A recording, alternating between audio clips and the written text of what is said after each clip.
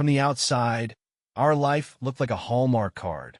Kate and I were the kind of couple people envied, a vision of harmony, trust, and partnership. I'm Evan, an engineer working on an ambitious renewable energy project. My wife, Kate, is a successful psychologist who specializes in mending relationships. The irony isn't lost on me, not anymore.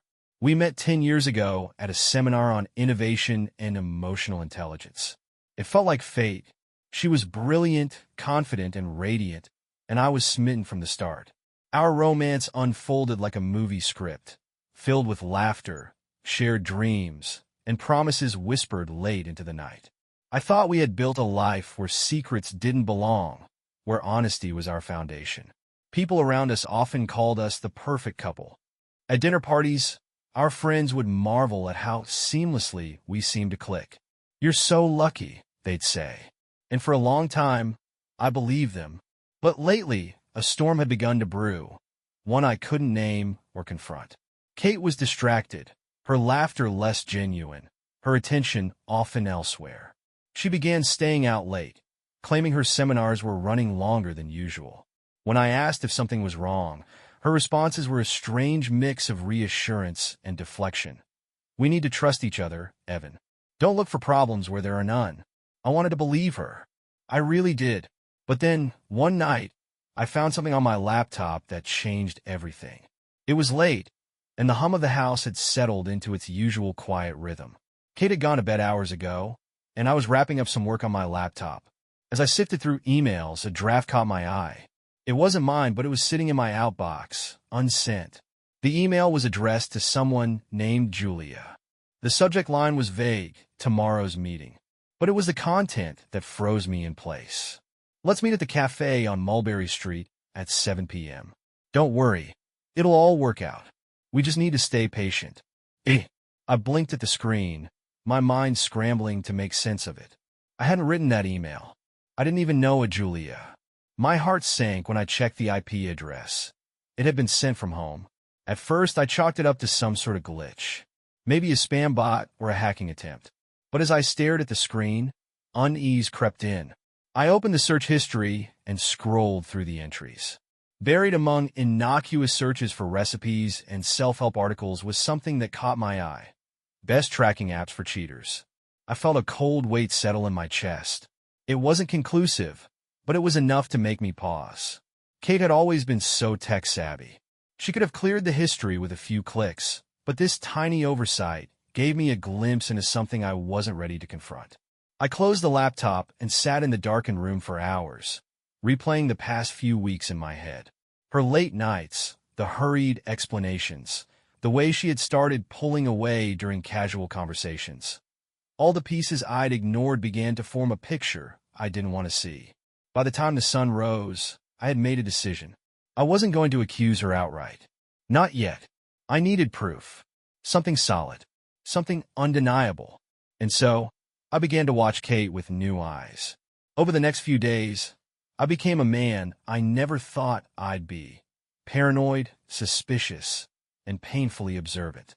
I started keeping track of Kate's movements, her words, her tone.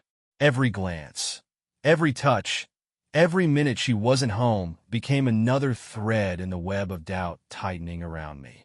Kate's behavior only made it worse. She was restless, checking her phone more often, slipping away to take calls in another room. When I asked about her day, her answers were vague, generic. "Just the usual," she'd say, with a smile that felt forced. And those late nights? They were becoming more frequent. "Another seminar," she told me one evening as she hurried out the door. "Don't wait up, okay? I'll probably be late." I nodded, but the words felt heavy in my throat. The Kate I knew, the one who used to text me between meetings just to say she loved me, was slipping away. I needed answers. That email had planted a seed I couldn't ignore. That night, after she left, I took the first step down a road I'd never imagined walking. I installed a tracking app on her phone. It was simple, discreet. I'd read enough online to know how to make it undetectable. The app allowed me to monitor her messages, location, even calls. It felt like betrayal, but I told myself it was justified. For 2 days, there was nothing unusual. Her messages were innocuous, mostly work-related. But then a name appeared. Luke. The first few texts were harmless. Meeting went great today. Thanks for the tips, Luke.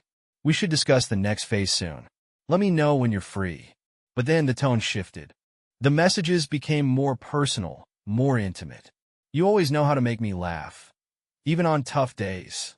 I feel so much lighter when I'm around you. And then one message sent my blood running cold. We just have to push him to the limit, and everything will be ours. My hands trembled as I stared at the screen. Who was Luke? What did she mean by push him to the limit? And what was this everything they were after? The walls around my world were starting to crack. But I wasn't ready to confront her. Not yet. I needed more. The days that followed were a blur of quiet fury and calculated preparation. I kept monitoring Kate's texts with Luke, each one chipping away at the love I had for her. Their conversations were no longer cryptic. They were outright damning. This weekend is perfect. I'll handle the setup, and you can finalize the paperwork, Kate texted one evening. He won't see it coming, Luke replied. What setup? What paperwork? My mind raced with possibilities, each one worse than the last. I had to know more. Then came the message that made everything crystal clear. Once the bonus clears, it'll all be in place. Start the next phase of the plan. The bonus. My bonus. I had been working tirelessly on a renewable energy project for the past 3 years, and my company was about to award me a 6-figure bonus for its success. Kate knew about it. She'd celebrated the news with me when I first told her. And now, it seemed she and Luke had a plan to take it. I felt sick, a physical ache deep in my gut. This wasn't just about infidelity anymore. This was a conspiracy, a betrayal so calculated and cold that it left me questioning everything about the woman I'd married. But I couldn't let her see the storm brewing inside me. Not yet. I had to be smart. If they were planning to steal my bonus, there would be evidence, legal trails, transactions, something I could use to expose them. So, I decided to take things a step further. Using the tracking app, I found Kate's next meeting with Luke. It was at a quiet restaurant across town. Perfect. I arrived early and found a table in the corner, far enough to stay hidden, but close enough to overhear. They came in together, laughing, like nothing in the world could touch them. My stomach churned as I watched her smile at him the way she used to smile at me. Their conversation started innocently enough, small talk, casual laughter. But then it shifted. Evan will sign the paperwork without even realizing, Kate said, her voice low but confident. Luke smirked. And once he does, the funds will transfer straight into the account. We'll be gone before he knows what hit him. I clenched my fists under the table, every muscle in my body screaming to confront them right then and there. But I stayed put, recording every word on my phone. This was bigger than me now. They were planning to destroy my career, my finances, my life. As they left, I sat there for a long time, staring at the empty wine glasses on their table. The betrayal burned like acid, but beneath the pain, a new feeling began to rise. I wasn't just going to stop them. I was going to make them pay. I spent the next 2 nights piecing together a plan. Every text message, every overheard word, every trace of their deceit became part of a puzzle I was determined to solve. They thought they had outsmarted me. They thought I was blind, naive, too trusting. But they underestimated me. Kate returned home late the evening after the restaurant meeting, her demeanor as bright and cheerful as ever. She kissed me on the cheek and told me she was exhausted from a long day of seminars. I smiled back, pretending to believe her. You're working so hard, Kate, I said, forcing warmth into my voice. Why don't we plan a nice dinner this weekend? Just you and me. Her face lit up with a smile I'd fallen in love with all those years ago. That sounds perfect, Evan. I miss us. I nodded, masking the bitterness threatening to surface. In the meantime, I worked on the legal front. I combed through my finances and found every loophole I could close. I transferred my bonus funds into a charitable trust, a decision that would temporarily drain my accounts but ensure they couldn't touch a penny. Then I visited my lawyer and shared everything I had, the recordings, the texts, the emails. He looked at me grimly as I laid out the evidence. This is serious, Evan. If this goes public, it could destroy her career. That's not my concern, I said, my voice cold. I want her exposed for what she's done. I want her to face the consequences. With my lawyer's help, we prepared documents for fraud charges against Kate and her accomplice, Luke. Every detail was meticulously planned. I wanted to give her just enough rope to hang herself. The dinner I invited her to wasn't just a meal. It was a trap. I made reservations at a fancy restaurant and invited a few close friends, making it seem like a celebration for the progress on my project. I wanted witnesses. I wanted her to see the life she was throwing away. And most importantly, I wanted her to know she'd lost before she even realized the game had started. The evening of the dinner arrived, and Kate was radiant. She wore a dress I'd never seen before, something elegant and striking, with just the right amount of flair to draw attention. She looked the part of the loving wife celebrating her husband's success. But I knew better. We arrived at the restaurant together, hand in hand, playing our roles to perfection. Friends greeted us warmly, toasting to the project I'd poured years of my life into. Kate was the picture of charm, laughing and chatting as if nothing was amiss. Halfway through the meal, I stood and tapped my glass to get everyone's attention. I just want to thank you all for being here tonight. I began, my voice steady despite the storm raging inside me. Kate and I have always believed in sharing our success with those we love. And tonight is no different.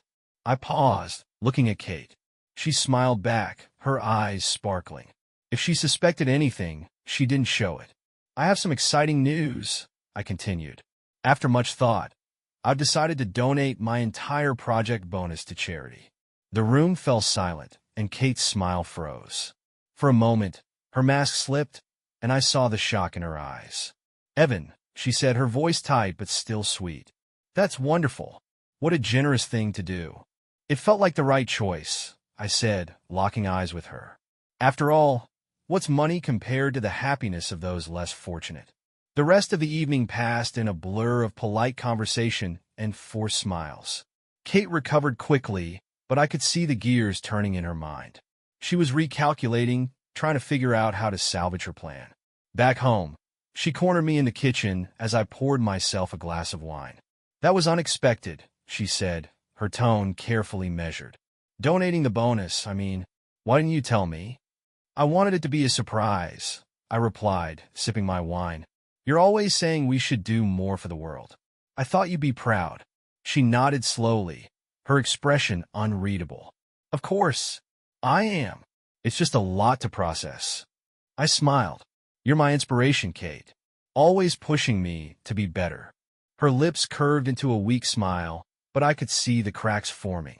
The perfect psychologist, the master manipulator, was struggling to keep her composure. And I savored every second of it. The trap was set. The next move was hers, but I already knew how this game would end. The following morning, Kate was unusually quiet. She moved through the house with a distracted air, her phone clutched tightly in her hand. She wasn't messaging Luke. I'd already checked. She was likely scrambling to adjust to the curveball I'd thrown her. I spent the day pretending everything was fine, playing the part of the oblivious husband. Inside, I was anything but calm. I was waiting for the moment she'd crack, for her to finally reveal her hand. That evening, as I sat in the living room pretending to work on my laptop, Kate walked in. Her posture was tense, her smile forced. Evan, she began, sitting down across from me. Can we talk? Of course, I said, closing the laptop. What's on your mind? She hesitated, her fingers fidgeting with the hem of her sweater. About last night, the donation. Are you sure that was the right decision? We could have used that money for so many things, vacations, upgrades to the house. I raised an eyebrow. I thought you'd be thrilled. You're always saying we don't need material things to be happy. Yes, but she trailed off, searching for the right words. It's just sudden. I didn't realize you were planning something so big. I leaned back in my chair, studying her. Kate, is there something you're not telling me? Her eyes widened, and for a split second, I saw a panic flash across her face. But she quickly masked it, shaking her head. No, of course not. She stopped, taking a deep breath. I'm sorry if I sound ungrateful. I just wish we'd talked about it first. Communication is important, I said evenly. You're right about that. She nodded, her expression softening. I'm glad you understand. I smiled, though it didn't reach my eyes. Of course. We've always been honest with each other, haven't we? Her gaze faltered, and I felt a flicker of satisfaction. She was slipping, her carefully constructed facade starting to crumble. But I wasn't done yet. Speaking of honesty, I continued, my tone sharpening just slightly. I've been meaning to ask, who's Luke? The color drained from her face, and for a moment, she looked like a deer caught in headlights. But she recovered quickly, forcing a laugh. Luke? He's just a colleague. Why? Oh, no reason, I said, leaning forward. Just curious. You've mentioned him a lot lately. Her smile was brittle now, her fingers gripping the edge of the couch. Well, he's part of a new project I'm working on. It's nothing really. I nodded, letting the silence stretch between us. Her discomfort was palpable, and I savored every second of it.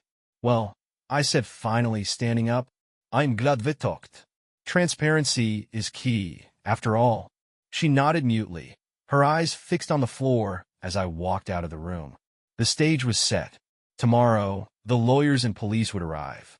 Kate's world was about to come crashing down, and she didn't even see it coming. The next morning felt like the calm before a storm. Kate was still distant, though she did her best to act normal. She made coffee, asked about my plans for the day, and kissed me on the cheek as I left for work. She didn't know this was the last time she'd have the chance to pretend everything was fine. I returned home around noon, accompanied by my lawyer and 2 police officers. Kate was in the kitchen, humming a tune as she prepared lunch. When she saw me walk in with the others, her smile faltered. Evan? What's going on? She asked, setting down the knife she was using to chop vegetables. I didn't answer immediately. Instead, I walked to the dining table, pulled out a chair, and sat down. The lawyer and officer stood behind me, their presence heavy and deliberate. Kate, I began, my voice calm but firm. We need to talk. Her eyes darted nervously between me and the officers. What is this? Why are they here?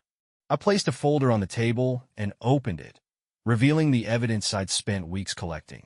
Text messages between her and Luke, transcripts of their calls, even the recording from their dinner. Her face went pale as she scanned the documents. I don't understand, she stammered.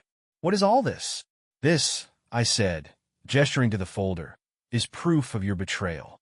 Proof of your plan to defraud me of my bonus and ruin my life with your little accomplice, Luke. She stared at me, her mouth opening and closing like a fish out of water. Evan, it's not what you think. Save it, I snapped, my patience gone. I've heard enough lies to last a lifetime. The officers stepped forward, one of them pulling out a pair of handcuffs. Kate's eyes widened, and she backed away, shaking her head. No, this can't be happening, she whispered, her voice breaking. Evan, please, don't do this. You did this, I said coldly. You thought you could destroy me, but you underestimated me. Now, you'll face the consequences. The officers moved to arrest her, reading her rights as she began to sob. Evan, please. I can explain. I made a mistake, but I love you. Love, I repeated, my voice filled with bitter laughter. Is that what you call this? Plotting with another man to steal from me? To ruin my career? That's not love, Kate. That's greed. As they let her out of the house, she turned to me one last time, her tear-streaked face filled with desperation. Evan, please. I'm sorry. Don't let them do this. I said nothing, watching as the door closed behind her. The silence that followed was deafening. My lawyer placed a reassuring hand on my shoulder. You did the right thing, he said quietly. I nodded, though my chest felt hollow. The woman I had loved, trusted, and built a life with was gone, replaced by someone I barely recognized. But there was no turning back now. This was just the beginning of the end. The house felt impossibly quiet after Kate was gone. I sat at the dining table, staring at the evidence spread before me. The texts, the recordings, the plans she'd made with Luke. They all told the same story of betrayal. It was over, and yet the ache in my chest wouldn't go away. My lawyer stayed behind to discuss the next steps. We'd file for divorce immediately, and the charges against Kate and Luke would proceed. The bonus she and Luke had been so eager to claim was now locked in a trust, untouchable by anyone but the charity it would serve. Her scheme had not only failed, it had destroyed the life she'd carefully curated. By the evening, the news had begun to spread. Word of Kate's arrest quickly reached her professional circle, and I heard from mutual friends who were stunned by the revelations. For someone who made her living teaching others how to foster trust and intimacy, this scandal was catastrophic. Kate's reputation crumbled overnight. Her clients canceled appointments, her colleagues distanced themselves, and the organization she worked with terminated their contracts. The very foundation of her career, integrity and trust, was now shattered. As for Luke, the police quickly arrested him based on the evidence I provided. His part in the conspiracy was undeniable, and it didn't take long for prosecutors to add fraud charges to the mix. The thought of the two of them facing the consequences of their actions brought a small measure of satisfaction, but it didn't erase the betrayal I felt. That night, I sat alone in the living room, nursing a glass of whiskey. The emptiness of the house was suffocating. I had won the battle, but at what cost? My marriage, my sense of trust, and the future I'd envisioned were all casualties of Kate's greed. A part of me still couldn't reconcile the woman I'd loved with the one who had schemed against me. The Kate I knew, or thought I knew, would never have done this. But that Kate was gone, replaced by someone who saw me as nothing more than an obstacle to her ambitions. I glanced at my phone, half expecting her to call or text, to beg for forgiveness or explain herself. But there was nothing. The silence was louder than any apology could have been. I took a deep breath, forcing myself to focus on the future. The pain wouldn't disappear overnight, but I knew I had to move forward. I wasn't the one who had destroyed this marriage. I wasn't the one who had lied, cheated, and schemed. And I wasn't going to let her take anything more from me. Tomorrow, the real work would begin, rebuilding my life piece by piece.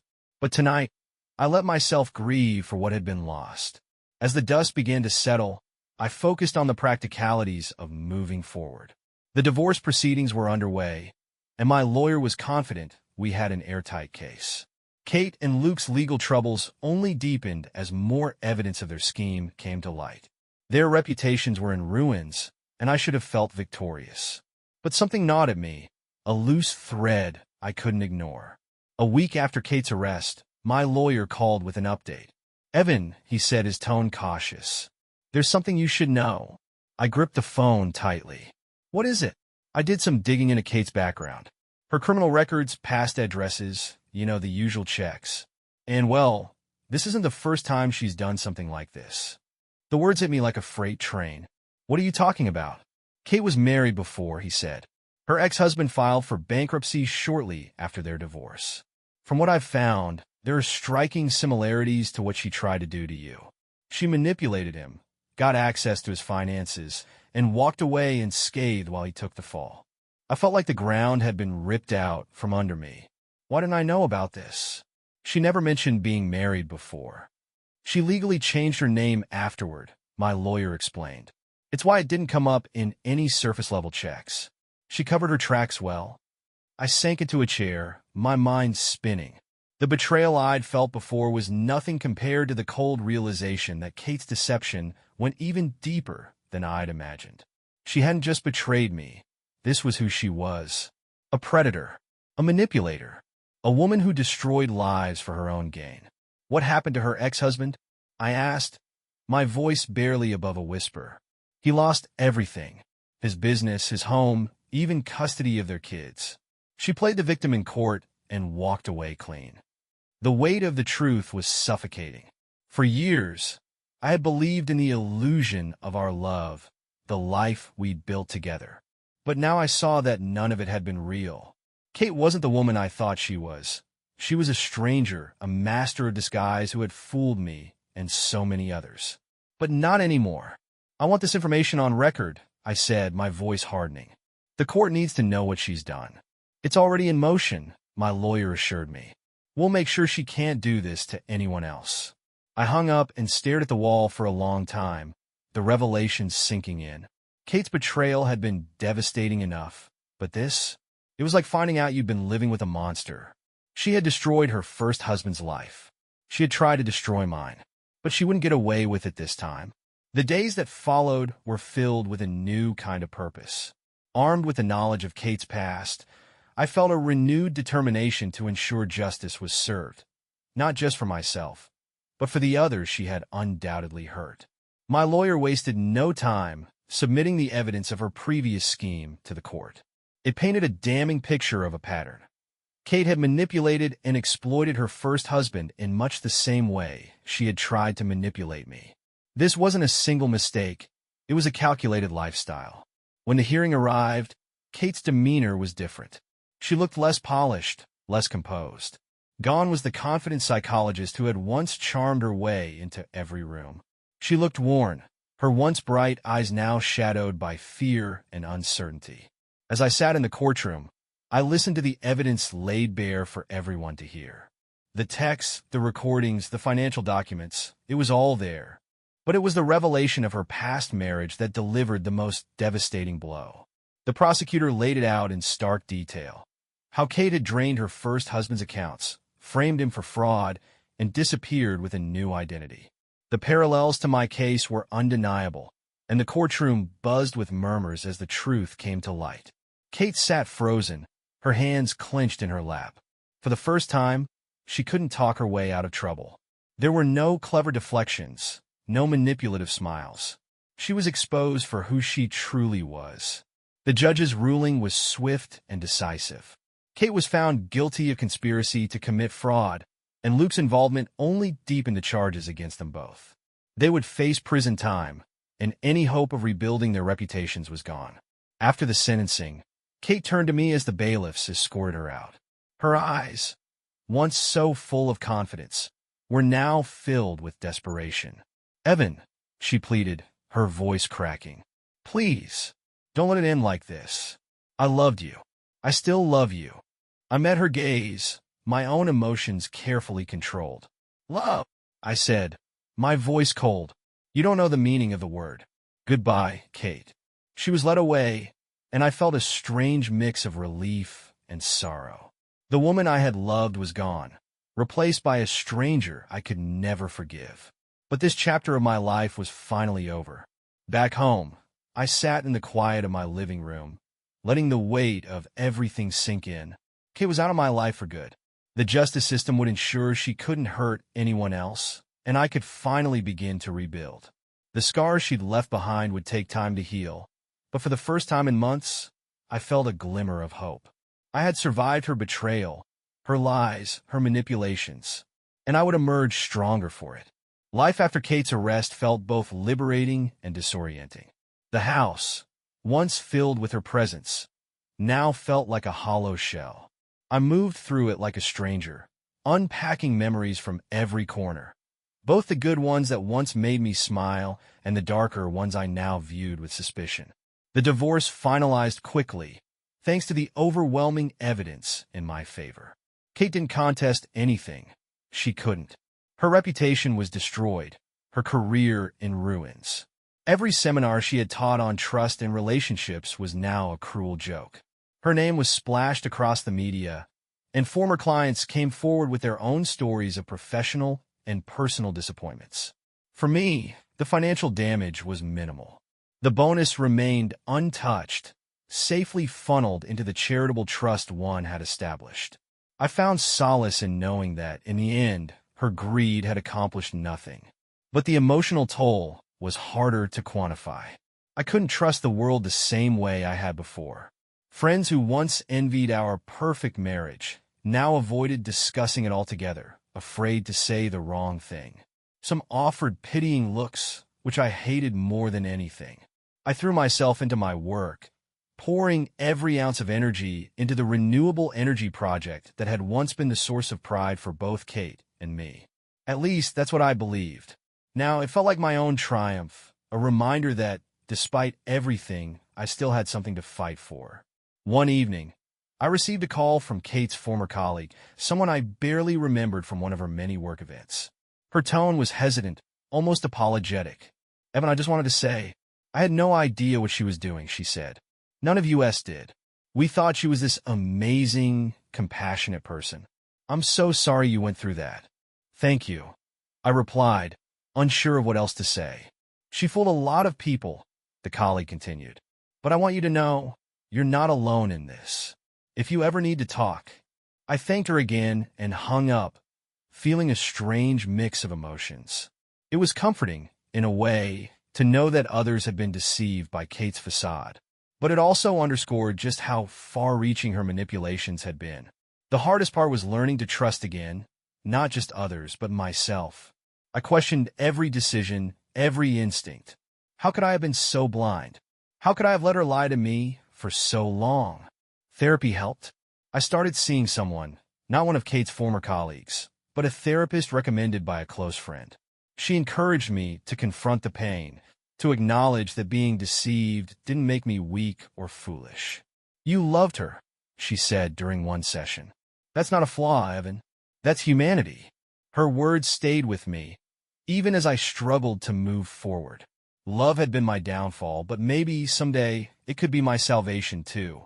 Months passed, and slowly, life began to take on a new rhythm. The pain of betrayal didn't disappear overnight, but it dulled with time. Each day, I took small steps forward, reclaiming my independence, rediscovering who I was outside of my relationship with Kate. I threw myself into my work, not just as a distraction, but as a source of pride. The renewable energy project I devoted years to was finally completed, and its success was celebrated by my team and the industry at large. For the first time in a long while, I felt like I was building something meaningful, something no one could take from me. Kate's absence was a constant reminder of the life I'd lost, but it also opened doors I hadn't considered before. I reconnected with old friends, people I'd unintentionally drifted away from during my marriage. They welcomed me back with open arms, their support a balm to the wounds I carried. One day, while sorting through some old papers, I came across an envelope I didn't recognize. Inside was a handwritten note from Kate, dated years ago, an anniversary card she'd written during what I'd believed to be one of the happiest times of our marriage. Evan, you are my everything. I can't imagine a life without you. Thank you for being my rock, my partner, and my greatest love. The words felt like a cruel echo, a reminder of the person I thought she was. I held the card for a moment, then set it aside, no longer willing to carry that weight. Kate's betrayal didn't define me. It defined her. In the end, the greatest victory wasn't exposing Kate or protecting my finances. It was finding peace. I stopped replaying the what-ifs, the moments I could have caught her sooner. I stopped blaming myself for being deceived. And I started imagining a future where I could trust again, even if it took time. One afternoon, while walking through the park, I found myself struck by a simple thought. Betrayal had broken me, but it hadn't destroyed me. I was still standing, still breathing, still capable of rebuilding. And for the first time, I believed that was enough. Kate's actions served as a harsh lesson about the fragility of trust, but they also taught me the value of resilience. I didn't need her approval, her love, or even her acknowledgement to move forward. I only needed the strength to rebuild my life on my terms. And so, step by step, I did. What are your thoughts on my story? Let me know in the comments what you think about my choice and how you might have dealt with it.